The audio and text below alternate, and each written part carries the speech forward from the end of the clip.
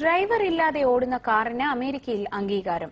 നവദൽഹിയിൽ Google വികസിപ്പിച്ച സാങ്കേതിക വിദ്യയ്ക്കാണ് motor വാഹന വകുപ്പ് അംഗീകാരം നൽകിയത്.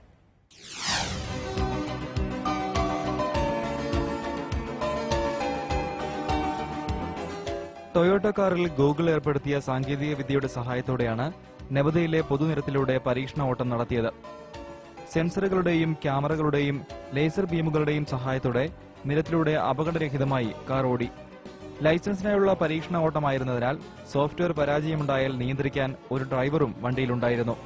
അടുത്തുവരുന്ന വാഹനങ്ങളെക്കുറിച്ചും റോഡിൽ പാലിക്കേണ്ട ട്രാഫിക് നിയമങ്ങളെപ്പറ്റിയും കൃത്യമായി സെൻസറുകൾ കണ്ടെത്തി വാഹനത്തെ നിയന്ത്രിക്കും. GPS വിദ്യയുടെയും ആർട്ടിഫിഷ്യൽ ഇന്റലിജൻസിന്റെയും പിന്തുണയോടെ മനുഷ്യ സഹായമില്ലാതെ തന്നെ സുരക്ഷിതമായി ഇത്തരം വാഹനങ്ങൾക്ക് ലക്ഷ്യസ്ഥാനത്ത് എത്താനാവും. നവദൽഹിക്ക് പുറമെ കാർസൺ സിറ്റിയിലും ലാസ് വേഗാസിലെ തിരക്കുള്ള ഹൈവേയിലും വണ്ടി ചുറ്റിയടിച്ചു.